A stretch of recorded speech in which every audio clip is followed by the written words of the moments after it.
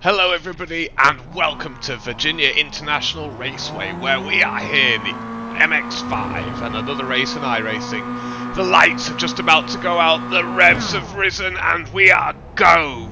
This is a new track to me, I've really been enjoying it, we'll talk about it a little bit more later. I seem to have got a good start though. We're here catching on the number 4, Archie Smith. He's one to watch out for later in this race as we all brake cautiously into turn 1. I've got the number 11 car of Rafa Murillo on the outside. He's gone, he's being dispatched. Another car has gone really wide. I'm not sure who that was. We've gone past Jorge Perez, the number 7 car, and we're on the outside of the number 12 car, CJ Kent. He's going to be with us for a lot of this race today. Anyway, we've made it through turn 1. We're here going through this nice complex. I really enjoy this trip through left hook, and another car has gone spinning. We'll have a look at that later. I'm up already into P5, having started from the back of the grid.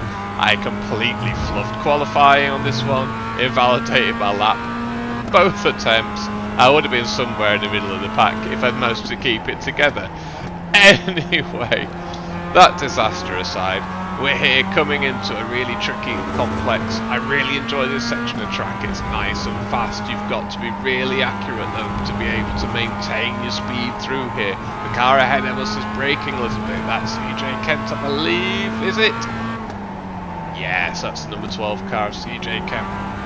We are catching him. He seems a little bit nervous on this opening lap. As we come into the final set of corners, this is a very tricky right-hander. There's camber, there's undulation, it's a high-speed corner.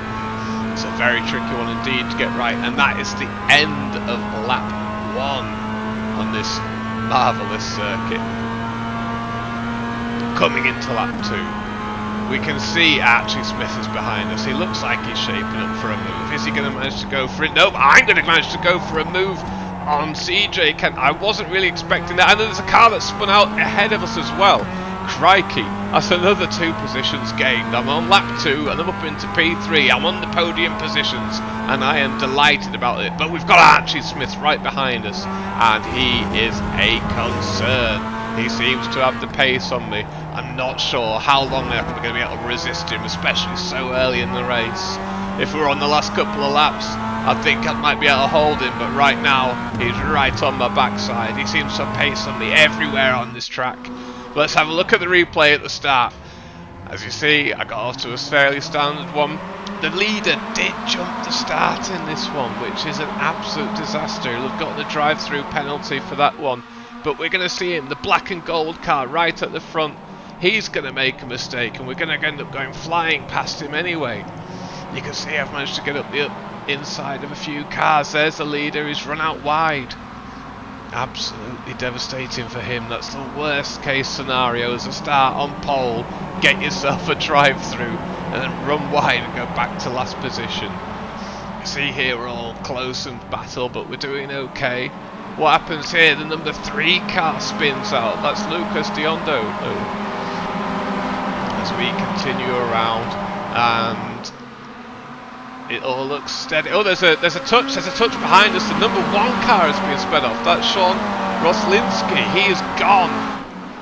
Absolutely terrible for him. What happened there? Let's have a look.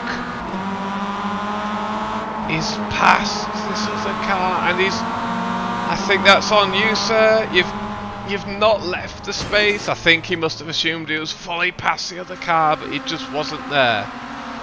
Never mind, and here's the beginning of lap 2 as we head into the turn 1, the horseshoe. And I really wasn't expecting that. CJ was so early on the brakes and I just wasn't ready for him to stop. Fortunately, he seemed to see me coming, gave me a little bit of room, and we all lived to see another day.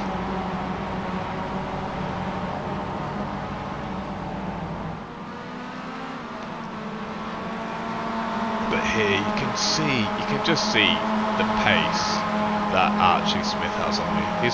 He's all over me here.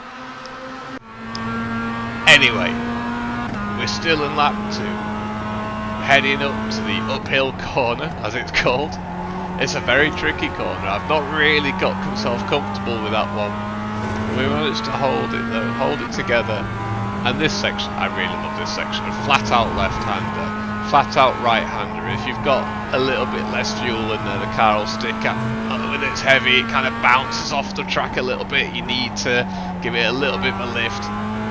This right-hander, left-hander, also quite fun, quite tricky. This track is just brilliant, absolutely brilliant. And we come into the last corner again. I don't get the best of runs through that one, and I think Archie is going to be gaining on me. He's 4/10 behind. Oh, he's 5/10 behind. He's dropped back a little, but he's in my slipstream. I'm expecting him to make a move. He's 4/10 behind. I'm thinking maybe he's not, and then I get on the brakes far too late. I'm going in really deep into turn 1, and Archie is side by side with me now as we head towards turn 3, NASCAR bend. Really, really tricky braking zone. Really unsure about this on the inside. I've not had much practice, but I've defended it. But Archie's managed to cut back, and he's going to go up my inside here. Excellent move there from Archie. He deserved that position. I didn't think I was going to go so deep into turn 1. I might still be in the lead if I hadn't have done that, but yeah, you live, you learn. He still had a big job to do, and he was good at it. Very successful pass. So you can see I've gone real deep here, really, really deep. I missed my braking point by a country mile. He sticks it round the outside, and you can see here, he can take a much wider line into left hook. Sorry, into NASCAR bend, and then he gets up my inside for left hook, and move's done. Absolutely fantastic. Now, what I wanted to do is I want Archie to pull away from me, give me a bit of a slipstream, and help us catch the leaders, because I think he's probably the fastest man on track right now. He just seems to be really on it. The leaders have got a little bit away from me. Whilst you're here, give me a like, give me a subscribe, hit the notification bell if you have notifications turned on. I turn notifications off on everything because I don't want to be pestered all day. Don't blame me if you do the same. We're getting here through this tricky section towards the end of the lap.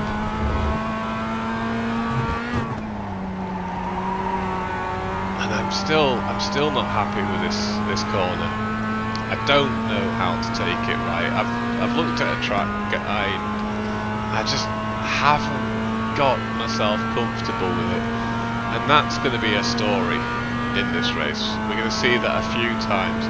Anyway, moving ahead to lap 5, beginning of lap 6. CJ is pretty close behind us. He's been gaining.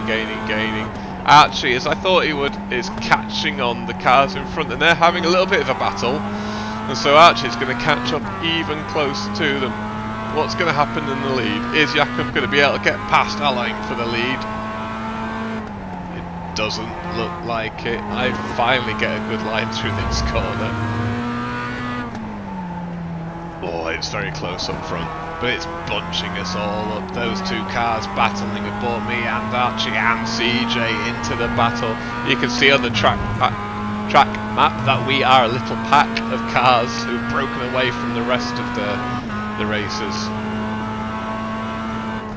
As we turn in here, and it looks like Archie's going to try and go up the inside of Jakob, and is he going to get the move done? It looks like it.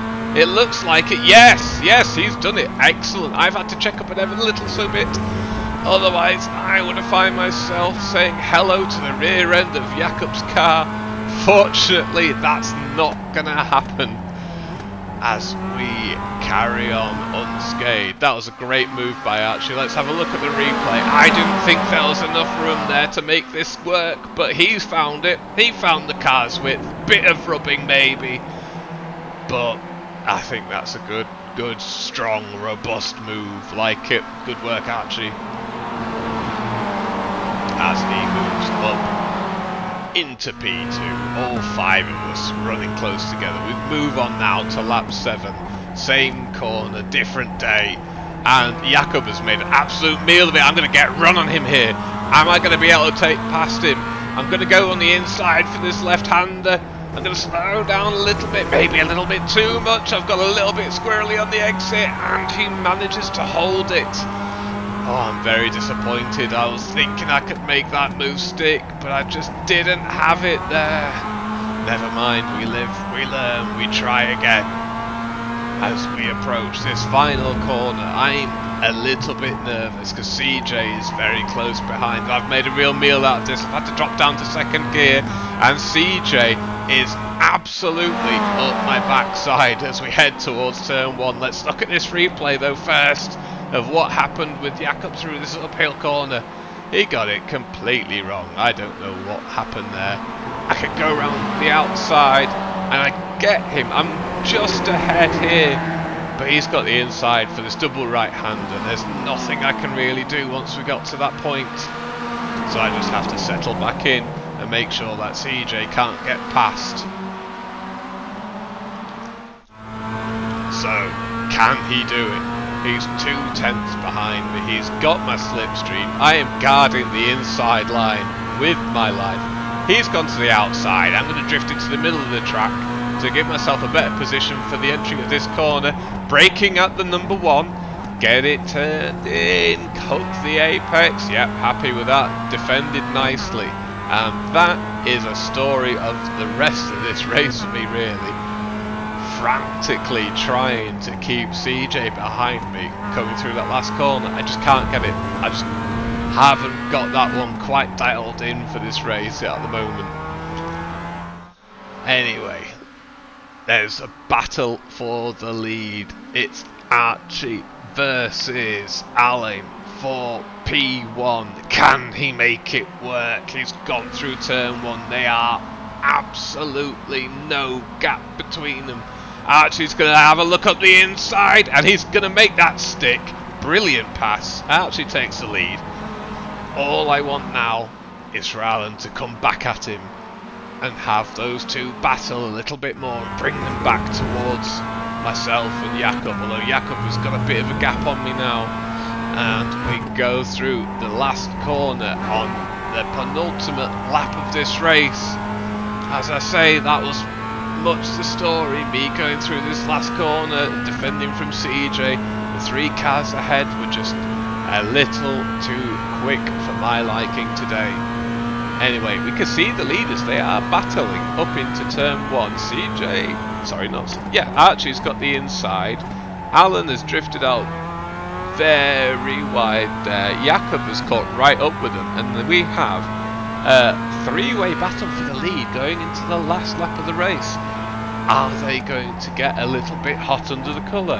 Is there an opportunity for me here to get myself onto the podium? Now, I would be delighted with that, although I must admit I'm quite happy with the P4 here. I'm not going to be complaining if that's where I end up, because that is a great result from where I started, and I'm going to gain iRating. I'm going to gain that safety rating. You can see I've got myself out of rookies. Hurrah! I'm happy with that one. As we come into this complex one more time, for the last time, doesn't look like there's any moves going to be happening here. Perhaps something in the last corner can happen. Let's see. Everybody ahead though, they look to be keeping it relatively clean. Alan is very close. Looked like he was going to go for a move there, but I don't think there's anything on for him. As we come round now into the final corners, can I keep it sensible? Yeah, pretty much. And here we are, all gonna cross the line. 5 cars separated by no more than 2 seconds after a 15-lap race. Not bad at all. This is the kind of racing I joined iRacing for. I was delighted with my P4. Thanks for watching, like and subscribe, and I'll see you at the next one.